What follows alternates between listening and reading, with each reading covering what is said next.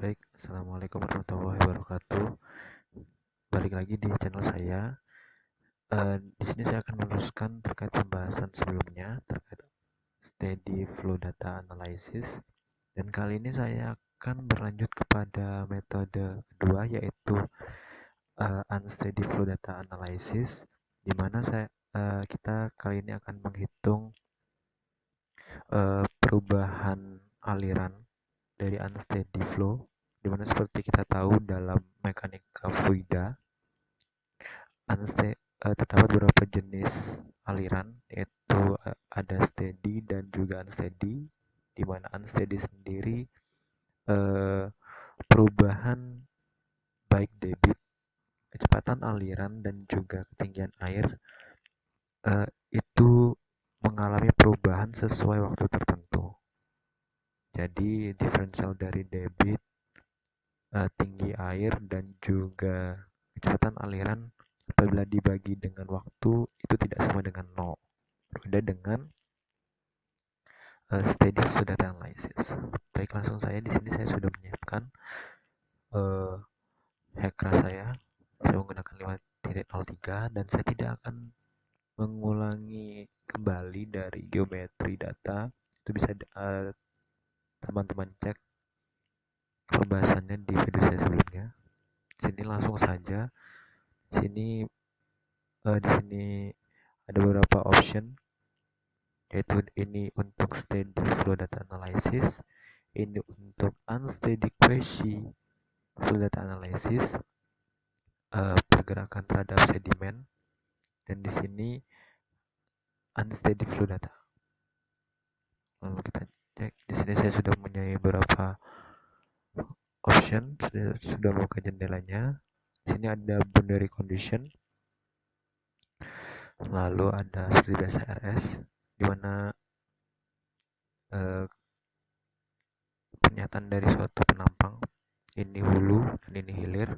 Dan di sini untuk boundary condition sendiri itu teman-teman diharapkan merunning sesuai dengan kebutuhan teman-teman. Jadi seperti contoh, pada data yang teman-teman ingin analisa itu ada boundary condition di bagian hulu. Nah, di sini teman-teman memiliki data apa di bagian hulu? Apakah state pseudograph, di mana state pseudograph itu adalah hubungan, ya, grafik hubungan dari debit dan juga tinggi muka air.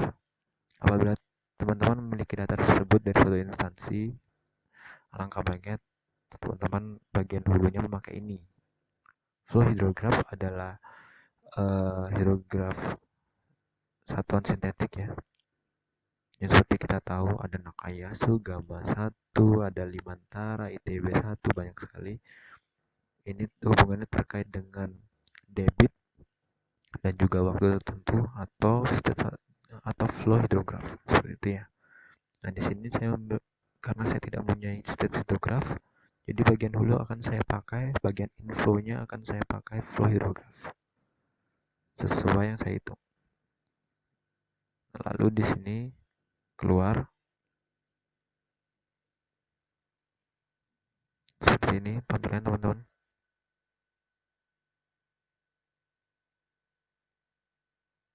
Nah, jadi seperti ini. Di sini akan kita sesuaikan karena saya memiliki interval per 1 jam. Jadi kita mulai dengan 1 jam. Saya akan buka di sini. Di sini bisa teman-teman lihat hidrograf saya seperti ini, teman-teman. Akan saya masukkan.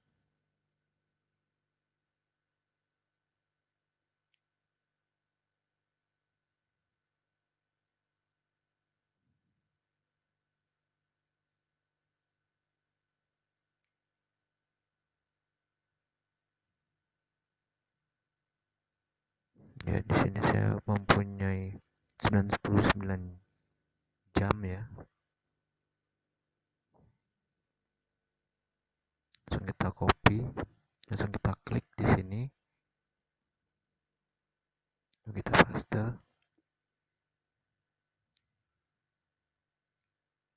seperti itu teman-teman. Dan tentu di sini kalau bisa teman-teman menghitung base flow-nya ya, karena tentunya seperti kita tahu penampang sungai tidaklah smooth dalam kondisi ini. Seperti kita tahu bukan terkait dengan drainase, tapi penampang sungai tentu mempunyai gundukan yang bisa dibilang geometrinya adalah tidak smooth. Jadi tentu dia punya base flow atau aliran dasar. Di sini saya memakai 36,81 meter kubik per detik. Bisa kita lihat plot datanya sesuai dengan gambaran dari plot data yang kita buat di Excel. Bisa lihat tabel di sini. Nah, jadi ini hitungan sesuai harian, teman-teman. Sehingga di sini apabila kita lihat di sini, saya mempunyai puncak debit itu di waktu 24 jam. Jadi bisa kita lihat ketinggian debit saya maksimum itu dalam waktu 24 jam itu mampu memenuhi aliran sungai atau penampang sungai tersebut.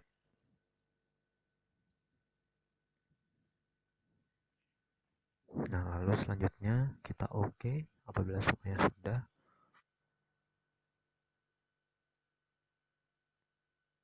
Oh ya, untuk tambahan teman-teman, di sini apabila teman-teman tidak mempunyai hidrograf yang tetap, dalam artian perhitungan yang tetap, misalkan saya di sini 36, teman-teman hanya tahu base flow-nya, hanya tahu puncaknya. Misalkan saya anggap puncak di sini 140. Di sini sementara teman-teman tidak punya perhitungan ini atau mungkin malas memperhitungkan ini, teman-teman bisa memakai interpolate missing value atau data-data yang digunakan hilang. Misalkan di sini saya bilang 135, 130, sementara data sebelumnya ialah hilang atau kemana mungkin teman-teman ya. Ini teman-teman bisa pakai interpolate missing value. Nah, ya teman-teman ya, seperti ini contoh teman-teman. Tapi sebenarnya pendekatan tidak akan tercapai karena hanya menginterpolasi sesuai dengan angka yang kita tahu saja. Jadi saya sarankan tidak digunakan. Jadi angka baiknya teman-teman menghitung sendiri ya, sesuai dengan hidrograph scientific yang teman-teman hitung seperti itu. Kita masukkan lagi di sini seperti ini. Lalu kita lihat plot datanya ulang, sudah sesuai, kita klik OK. Nah, selanjutnya di sini untuk perhitungan hilir. Dari perhitungan hilir ini, untuk menentukan kondisi hilir di sini, teman-teman seperti biasa, seperti pada keadaan dulu, teman-teman bisa memakai beberapa opsi boundary condition, static hydrograph seperti saya bilang, hubungannya dengan elevasi muka air, ketinggian air, dan juga debit. Flow hydrograph sesuai dengan debit dan juga waktu. Static hydrograph penggabungan dari keduanya. Rating curve di sini yang seperti teman-teman tahu, ini adalah suatu perbandingan ya. Mungkin dalam analisa, kalau teman-teman pernah menghitung inflow dari suatu waduk, mungkin itu teman-teman menggunakan rating curve atau bisa kita bilang lengkung debit ya, dimana hubungannya kurva ini tuh untuk menunjukkan kepada kita bahwa hubungan antara tinggi muka air dan debit pada suatu penampang tertentu ya, seperti itu. Jadi biasanya banyak orang pakai rating curve untuk bagian hilir seperti itu, karena biasanya di bagian hilir kita tahu kondisi eh, banjir, kondisi di hilir seperti apa. Biasanya banyak orang pakai rating curve seperti ini, seperti itu. Sementara normal depth ini adalah kondisi di mana kita tahu adalah dari slope atau kemiringan dasar aliran. Seperti itu, teman-teman. Di sini dan di sini kita akan menggunakan normal depth atau sesuai dengan slope yang ada. Slope yang ada saya masukkan 0,09 seperti ini. Kita oke. Di sini belum selesai, teman-teman. Belum selesai. Lalu kita lanjut kepada initial condition. Initial condition seperti yang saya baca ini banyak orang yang tidak tahu atau banyak sekali yang tidak bisa melakukan running terkait hackersnya karena ini dikosongkan, teman-teman. Ada beberapa memang opsi yang mengosongkan ini dan bisa merunning, namun ada beberapa yang tidak bisa melakukan running, teman-teman. Dari yang saya baca, initial flow sendiri ini bisa dibilang inflow yang masuk, teman-teman. Inflow, jadi debit yang masuk pada satu aliran tertentu ya, penampang tertentu. Jadi binary condition sini jadi 390. Nah, di atasnya sendiri berarti 391 itu 391 atau 400 ya. 400 itu memiliki initial condition. Nah, itu yang kita masukkan di sini, debit aliran terkecilnya. Sedang sini saya coba masukkan, masukkan 8 kemungkinan. Lalu kita apply dan jangan lupa untuk save. Sini kita coba hidrograph unsteady.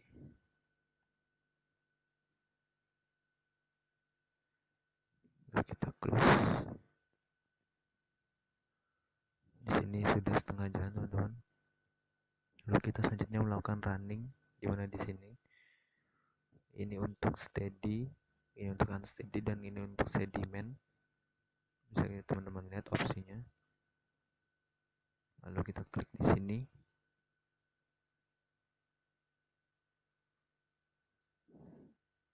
Lalu kita jangan lupa tambahkan short ID di sini untuk nanti save data, save file. Kita coba tulis 001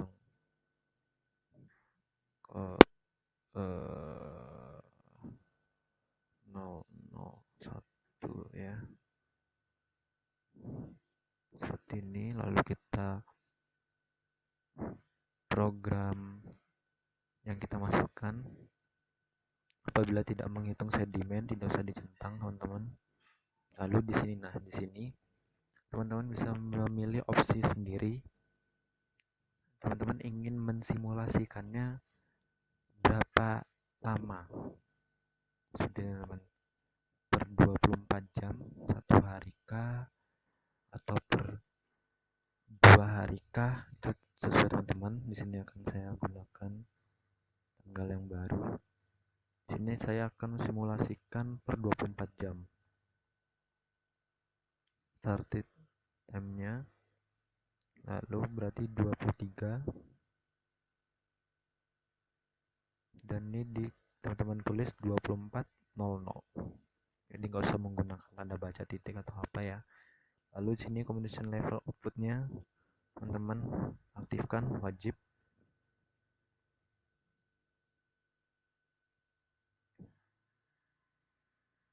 Lalu teman-teman compute, tinggal tunggu.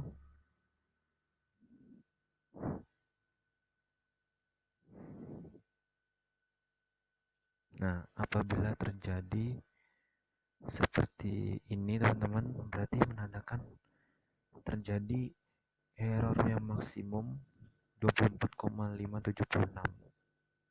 Ini sangat tidak boleh dan ditandakan dengan hasil unsteady yang merah. Itu terdapat komputasi yang salah di bagian teman-teman saat running atau masukkan data seperti itu. Nah, apabila suatu nanti maksimum errornya adalah 0,0, sementara teman-teman tidak menghasilkan hasil unsteady simulasi berwarna hijau tapi melainkan berwarna biru, itu data teman-teman bisa teman-teman pakai karena maksimum errornya adalah 0,0, karena persentasenya tidak melebihi 1%. Di sini apa yang kita ubah dari sini?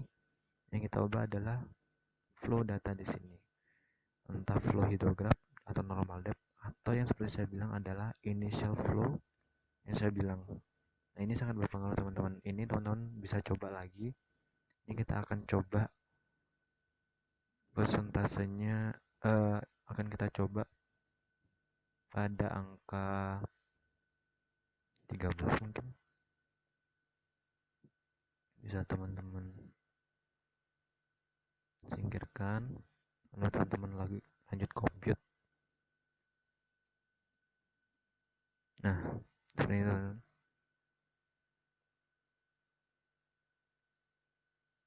Ini menandakan komputasi teman-teman yang lakukan sudah berhasil. Ditandakan dengan apa? Seperti biasa ditandakan dengan hijau. Tidak ada persentase maksimum error yang menunjukkan adanya kerusakan. Sini sudah berhasil. Lalu kita close. Hasilnya seperti apa? Bisa kita lihat di sini. View profile. Bisa teman-teman lihat. Ini menandakan muka air maksimum. Di sini muka air maksimum. Tidak ada luber di sini. Alhamdulillah. Di sini energi air.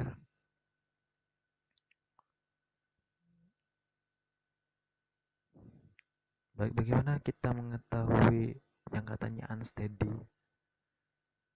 Hubungannya terkait perubahan waktu di sini teman-teman. Profile. Ini 21 Agustus bisa kita lihat. Jadi tanggal 21 Agustus pada jam 00. Tadi kan logika kita adalah kita running selama 24 jam. Starting tanggalnya starting simulasinya adalah 22 Agustus sampai dengan bisa kita lihat 23 Agustus sesuai karena 22 Agustus adalah jam 1, berarti jam 00-nya atau base flow yang kita masukkan dengan inflow sebesar 13% itu sekian. Ini kondisi kosongnya, dan bagaimana pergerakannya ini kita apply. Di sini kita apply animation controlnya. Nah, di sini uniknya dari unsteady flow data kita apply ya teman-teman. Jadi bisa teman-teman lihat ini pergerakan aliran sesuai dengan perubahan waktu yang ada dan sesuai dengan hasil yang kita inginkan pada hidrograf ya, pada hidrograf yang kita inginkan di Excel tadi. Nah, ini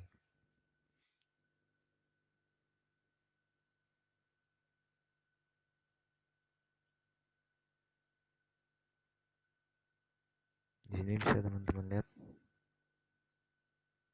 seperti teman untuk view profile dari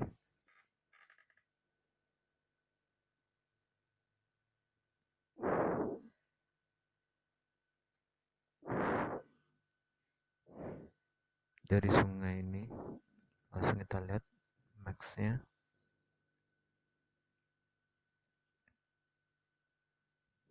untuk pot initial condition langsung teman-teman bisa di sini. Jadi teman-teman ya. Kita lalu bisa kita lihat di sini penampang cross sectionnya ya, CS-nya 390, 380, 370, 360 bisa teman-teman lihat. Oh maaf, ini belum sesuai dengan maksimum. Bisa kita lihat di sini nanti. Sebentar. Nah, ini profile. Teman hapus di sini. Belum masukkan. Bisa teman-teman lihat tidak ada mengalami luber di sini. Sudah sesuai dengan kondisi yang ada. Seperti teman-teman ya. Dan bisa kita lihat untuk jadi perbandingannya ini teman-teman. Apakah bisa melakukan nih animation control? Bisa opsi di sini. Nah ini perubahannya teman-teman per 1 jam ya, karena kita melakukan runningan tadi setting time-nya itu per 1 jam, simulasi waktunya adalah per 1 jam. Kalau per 10 menit dia akan menghitung per 10 menit sesuai kebutuhan teman-teman. Dan perlu diingat, lebih baik disesuaikan dengan hidrograf scientific apabila teman-teman menggunakan HSS entah kayak atau gamma, misalkan per 1 jam. Di Hackrest pun teman-teman sebaiknya menggunakan per 1 jam juga teman-teman, seperti itu. Ini XYZ atau 3 dimensi ya. Di sini juga bisa teman-teman melakukan runningan. Nah ini terjadi perubahan gerak aliran di sini teman-teman, seperti itu teman-teman. Nah untuk rating curve itu teman-teman bisa cek di sini teman-teman. Rating curve yang teman-teman lihat, yang teman-teman sesuaikan atau data teman-teman yang punya tadi. Ini rating curve dari aliran yang saya running ya. Jadi dia debit total berapa, berarti ketinggian airnya sekian, seperti itu. Dan selanjutnya, dan di sini flow hidrograf, cuman saya tidak pakai dan jarang sekali saya lihat di sini seperti itu. Nah ini adalah perubahan ketinggian air dengan kecepatan teman-teman. Nah selanjutnya di sini output tabel bisa kita lihat teman-teman. Output tabel di sini. Nah ini uniknya, kecepatannya tentu akan berubah-ubah sesuai dengan penampang aliran. Seperti tadi yang saya bilang adalah variabel dari debit, ketinggian air, dan juga kecepatan tentu akan berubah. 3 elemen ini akan berubah apabila melakukan unsteady flow analysis. Debit tentu berubah. Ini kita lihat opsinya, kita cari di max-nya. Ini kita hapus. Debitnya kita masukkan yang max. Nah, seperti ini. Di 390 mendapatkan debit sebesar 147,27 dan itu akan terus mengalami penurunan. Ini per 24 jam teman-teman ya. Jadi per 24 jam penampang sungai saya ini mengalami penurunan sekian, 147,27 tadi dikurangi dengan 140, dia mengalami penurunan sekitar 0, ya, sekitar 0, Jadi teman-teman ya, 0,3 seperti itu. Nah ini tentu ketinggian muka air berbeda karena kondisi debit juga berbeda dan velocity channel berbeda, disesuaikan dengan waktu dan juga penampang yang ada. Sehingga di sini apabila teman-teman ingin merencanakan suatu bangunan terkait eh, kecepatan aliran atau menormalisasikan suatu sungai, teman-teman bisa pakai gunakan unsteady ya. Unsteady untuk menghitung keadaan banjir, teman-teman bisa hanya pakai steady flow analysis. Di sini teman-teman bisa pakai acuan sesuai dengan skripsi saya memakai acuan unsteady flow data analysis karena dapat memperhitungkan kecepatan aliran seperti ini. Jadi perencanaan alirannya nanti sesuaikan dengan velocity channel di HECRAS, berarti mengalami kecepatan aliran yang sangat signifikan di sekitar river station 110 teman-teman. Jadi saya akan melakukan normalisasi sungai atau perencanaan suatu bangunan sungai di sekitar ini seperti itu teman-teman ya. Dan bisa kita lihat lagi kecepatan aliran yang ada di mana di 310, 328 seperti itu. Dan floatnya kita sesuaikan ya benar karena floatnya mengalami sudah ini ya, bisa dibilang super kritis ya, karena di atas 1 float tidak boleh lebih dari 1 seperti itu, 1,93 seperti itu. Nah mungkin cukup sampai di sini dulu teman-teman apa yang dapat saya berikan. Selanjutnya saya akan memperhitungkan terkait ras mapper. Jadi ini kita akan menggunakan ras mapper, di mana ras mapper ini masih udah banyak yang pakai tapi masih jarang banyak yang tahu ya cara penggunaannya. Jadi saya akan menggunakan ras mapper di selanjutnya. Kalau bisa teman-teman siapkan HECRAS di atas 4.0 ya, 4.0 dan 4.1, karena setahu saya ras mapper ini masih di 5.0 teman-teman, setahu saya. Mungkin teman-teman bisa cek sendiri.